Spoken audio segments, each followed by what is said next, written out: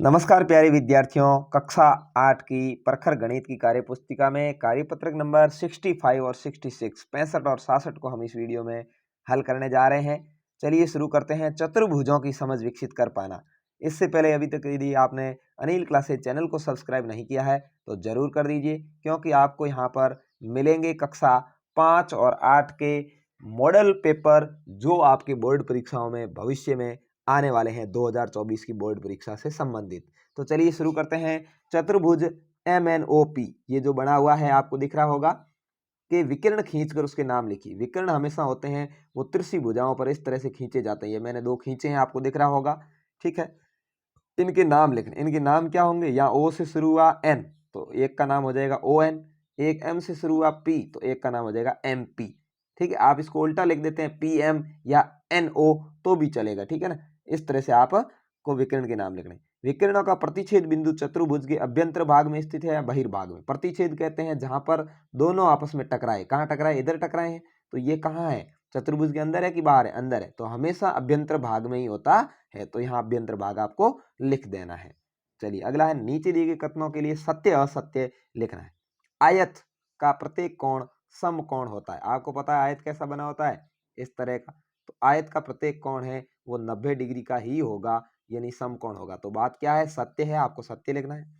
सम चतुर्भुज की सभी भुजाएं बराबर होती है। सम चतुर्भुज कैसा होता है मैं आपको यहाँ पर बता देता हूँ। इसमें देख लीजिए आप, ये सम चतुर्भुज है, यानी यहाँ पर इसकी सभी भुजाएं हैं वो क्या है? समान है। तो यहाँ पर ये बात भी क्या हो जाएगी? सत्य हो जाएगी। वर्ग को एक विशेष प्रकार का आयत समझा जा सकता है, बिल्कुल सत्य है, क्योंकि यहाँ पर देखिए ये वर्ग है। ये क्या है? वर्ग है। इसको अपन देखेंगे, आयत की क्या परिभाषा होती है? आमने सामने की भुजाएं बराबर हो। इसके देखिए आमने सामने की भुजाएं बराबर है। चारों कोण 90 डिग्री के हो, इसके भी देखिए चारों कोण 90 डिग्री के, ठीक है। तो ये विशेष प्रकार का आयत क्यों है? क्योंकि इसकी सभी भुजाएं समान है, लेकिन ये फिर भी आयत कहला सकता है। तो ये बात भी सत्य है। एक समलंब की सारी भुजाएं बराबर होती है, ये बात असत्य है। देखिए यहाँ समलंब कैसा होता है? इस तरह का समलंब है, ये समलंब है। यहाँ पर ये सभी भुजाएं समान नहीं है, ये भुजा और ये भुजा समान नहीं है, ये भुजा और ये भुजा भी समान नहीं है। तो समलंब चतुर्भुज की सभी भुजाएं बराबर नहीं होती है। तो इस तरह से ये बात असत्य हो जाएगी। तो यहाँ पर आपको असत्य भर देना है। अब अगला है, दिए गए चतुर्भुज के नामों के साथ मिलान करना है। यहाँ आप आराम से इसको समझ सकते हैं कि ये आयत है, आमने सामने की भुजाएं बराबर है, तो इसका नाम हो जाएगा आयत। चारों भुजाएं बराबर है, इसका नाम हो जाएगा वर्ग, ठीक है। यहाँ पर देखिए इसका अंतर समान है, ये वाला जो अंतर है ना ये समान है, तो इसका नाम समांतर चतुर्भुज होगा, ठीक है। सम चतुर्भुज किसको कहते हैं? सम का मतलब समान, चारों ही भुजाएं समान है और चतुर्भुज है ये, ठीक है।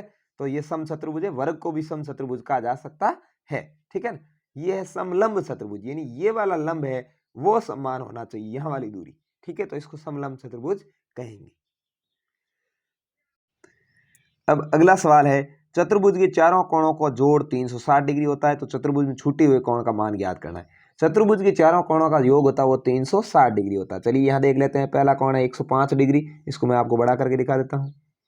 दूसरा है 75 डिग्री, तीसरा है 100 डिग्री। तीनों को जोड़ेंगे, 360 में से घटाएंगे। यहाँ जोड़ लीजिए आप, 105, 75, 100, तीनों को ही जोड़ा कितना होगा? 5 5 10 का जीरो, असल की 1 7 1 8, 280 डिग्री हुआ। और अपने को घटाना कितने में से? 360 में से। तो पीछे क्या आएगा भाई? 80 आएगा, ठीक है। तो ये चौथा कोण कितना हो गया? 80 डिग्री होगा। तो इस तरह से आपको जो कोण तीन दिए हुए उनको जोड़ करके 360 में से घटाना है। यहाँ देखिए 102 डिग्री, 78 डिग्री, 72 डिग्री, सभी को जोड़ोगे, ठीक है। फिर पीछे रहेगा 360 में से घटाओगे तो 108 डिग्री आपका आंसर आ जाएगा। ऐसे यहाँ पर देखिए दोनों ही कोण दिए हुए 71 डिग्री, 71 डिग्री, और दोनों ही ये दोनों समान है, मतलब ये भी दोनों समान होंगे। तो 71 71 को जोड़ लो, 71 प्लस 71 कितने हो गए भाई? 1 1 2 7 2 14, 142। अब 360 में से 142 को घटा लीजिए, ठीक है। तो पीछे क्या आ रहा है देख लीजिए, 360 माइनस 142, 10 में से 2 गया, पीछे रहा 8, ये रहा है 1 और यहाँ रहे 2, 218। इसके अंदर 2 का भाग दे दीजिए, क्या आया? 109 डिग्री। तो यहाँ पर ये दोनों ही कोण 109 डिग्री के आ जाएंगे, ठीक है। इस तरह से आपको करना है। अगला है, दिए गए चतुर्भुज का नाम बताइए। यहाँ पर चतुर्भुज का नाम बताना है। यहाँ चारों ही भुजाएं समान, चारों ही कोण समान, तो ये वर्ग है, या आप इसको समलंब चतुर्भुज भी कह सकते हैं। क्या कह सकते हैं? वर्ग कह सकते हैं, या समलंब भी कह सकते हैं, सॉरी सम चतुर्भुज भी कह सकते हैं। तो यहाँ वर्ग कहिए इसको आप, ठीक है। यहाँ पर देखिए यहाँ पर जो दूरियां हैं वो दोनों बराबर है, तो इसका नाम होगा समलंब चतुर्भुज। यहाँ देखिए ये भुजा और ये भुजा बराबर है, तो इसका नाम है समांतर चतुर्भुज। यहाँ पर जो इसका अंतर है वो समान है, और इसका नाम है आयत, क्योंकि आमने सामने की भुजाएं इसकी बराबर है। ठीक है, तो इसका नाम आयत हो जाएगा। तो इस तरह से चारों का नाम हो गया, पहले का नाम वर्ग, दूसरे का नाम समलंब चतुर्भुज, तीसरे का समांतर चतुर्भुज और आयत। ठीक है, उम्मीद है आपको ये कार्यपत्रक अच्छे से समझ में आ गया है। तो बढ़ते हैं कार्यपत्रक नंबर 66 की ओर। चतुर्भुजों की समझ विकसित कर पाना। यहाँ चतुर्भुज कैसे होते हैं, क्या होते हैं, उसके बारे में पढ़ेंगे। चित्र के आधार पर रिक्त स्थानों की पूर्ति कीजिए। यहाँ पर ये चतुर्भुज बना हुआ है ABCD। ठीक है, ABCD। चित्र में कितनी भुजाएं और कितने शीर्ष है? देखिए चित्र के अंदर भुजाएं कितनी है, 1 2 3 4, और शीर्ष कितने हैं, 1 2 3 4। तो 4 भुजाएं 4 शीर्ष। ठीक है, 4 भुजाओं की बंद आकृति को चतुर्भुज कहते हैं। कितनी भुजाओं की? 4 भुजाओं की बंद आकृति को चतुर्भुज कहते हैं। तो यहाँ पर आपको 4 लिखना है, यहाँ आपको चतुर्भुज लिखना है। 4 अंतःकोण होते हैं, 1 2 3 4। 4 अंतःकोण किस में होते हैं? चतुर्भुज में होते हैं। ठीक है, तो चतुर्भुज यहाँ पर आपको खाली जगह में भरना है। चतुर्भुज के चारों अंतःकोणों का योग ऊपर अपन पढ़ चुके हैं, 359 डिग्री होगा। सभी कोणों का योग 360 डिग्री होता है, तो 360 लिखना है। चतुर्भुज में कितने विकिरण होते हैं? तो चतुर्भुज के अंदर विकिरण यहाँ खींच रखे, देखिए 1 और 2। चतुर्भुज में 2 विकिरण होते हैं। सम्मुख भुजाओं के 2 युग्म लिखिए। सम्मुख भुजाएं किसे कहते हैं? देखिए यहाँ पर मैं आपको समझाऊंगा सारी। सम्मुख भुजाएं क्या है, आसन भुजाएं क्या है। सम्मुख भुजाओं का मतलब है सामने वाली भुजाएं। जैसे ए और बी, इसके सामने वाली भुजाएं कौन सी होगी? सी डी होगी। तो ए बी और डी सी या सी डी जो भी है, आप इसको उल्टा सीधा कैसे भी लिखो, ये भुजाएं दोनों ही क्या है? सम्मुख भुजाएं है। यहाँ पर देखिए डी ए ये वाली और सी बी ये दोनों ही सम्मुख भुजाएं हैं। तो डी ए और सी बी आपस में सम्मुख भुजाएं हैं। ठीक है, अब अगला है सम्मुख कोणों के 2 युग्म। सम्मुख कोण का मतलब वही सामने वाले। ए के सामने कौन कौन सा है भाई? सी है, तो ए सी ये कोण का निशान है, कोण ए कोण सी। और ऐसे ही कोण डी के सामने क्या है? कोण बी। तो आपको ऐसे कोण डी कोण बी लिख देना है। आसन भुजाओं के 2 युग्म। अब आसन भुजाएं किसे कहते हैं? देखिए आसन भुजाएं हैं, देखिए ए डी, और अगली अपन यदि लें तो ए बी, यानी ये वाली, यानी दोनों ही भुजाएं आपस में टकरा रही हो, आपस में यहाँ पर एक जगह मिलनी चाहिए, तो उसको आसन भुजाएं कहेंगे।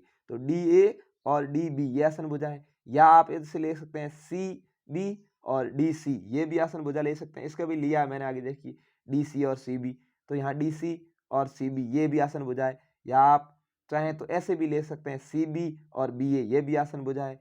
इधर से आप लेना चाहें तो ये भी ले सकते हैं, सी डी और सी ए ये भी आसन भुजा है। तो यानी आसन भुजा का मतलब है दोनों पास पास वाली भुजाएं होती है। ठीक है, तो इस तरह से आपको भर देना है। अगला है आसन कोणों के 2 युग्म। यही बात है, कोण ए लिया तो इसके आसन कोण यहाँ तो कोण बी हो सकता है या डी हो सकता है, दोनों में से जैसे कोई भी एक ले लिया। मैंने यहाँ पहले ले लिया कोण ए और कोण बी, यानी यहाँ पर दोनों मैंने कोण मान लिए ये वाले। आप चाहें तो कोण ए के साथ कोण डी को भी रख सकते हैं।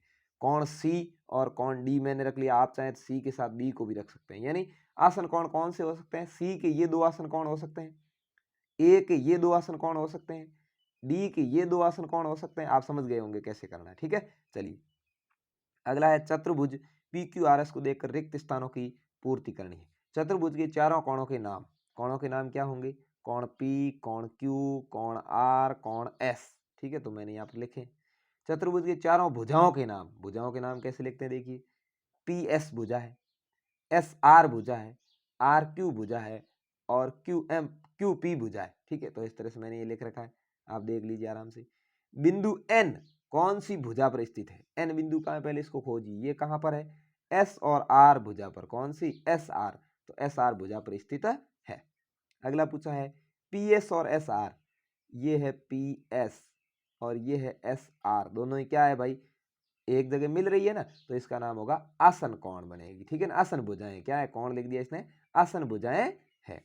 अगला है पी एस और क्यू आर। देखिए पी एस ये वाली और क्यू आर दोनों ही क्या है? सम्मुख भुजाएं हैं। क्या है? सम्मुख भुजाएं है। ठीक है, आमने सामने वाली भुजाएं सम्मुख भुजाएं हो जाएगी। अगला क्या पूछा है? पी क्यू और Q R. P Q Q R दोनों ही क्या हो जाएगी? आसन भुजाएं। ये भी दोनों ही एक जगह मिल रही है तो आसन भुजाएं हो गई। अगला है पी क्यू एस आर। ये पी क्यू ये वाली और एस आर ये वाली आमने सामने की है तो सम्मुख भुजाएं हो जाएगी। तो आपको इस तरह से इसको करना है। अगला पूछा है बिंदु वाई एक्स टी चतुर्भुज के कौन से भाग में स्थित है। देखिए तीनों ही कहाँ है, अंदर है, तो अभ्यंतर भाग लिखना है आपको। क्या लिखना है, अभ्यंतर भाग में स्थित है। यहाँ पर ये जो इन्होंने आगे दिए है ना, ये जानकारी गलत दे दी है, तो इसको आपको ध्यान नहीं देना है, इस तरह से करना है। पी और आर चतुर्भुज के पी क्यू आर एस के क्या है, पी आर, यहाँ पर देखिए पी इधर है और आर इधर है, क्या है, सम्मुख कोण है, क्या है, आमने सामने वाले हैं उसको सम्मुख कोण कहते हैं। ठीक है, तो यह सम्मुख कोण आपका आंसर हो गया। एस और आर चतुर्भुज पी क्यू आर एस के क्या है, एस और आर दोनों को देख लीजिए, एस आर कहाँ है, यहाँ है एस, यहाँ है आर, दोनों ही क्या है, आसन कोण है, क्या है, आसन कोण है। एक ही भुजा पर स्थित होते हैं तो आसन कोण, आमने सामने होते हैं सम्मुख कोण कहलाते। ठीक है, तो उम्मीद है आपको ये चतुर्भुज अच्छे से समझ में आ गया होगा। तो अच्छे से समझ में आया तो वीडियो को लाइक शेयर करें, चैनल को सब्सक्राइब जरूर करें। धन्यवाद, जय हिंद।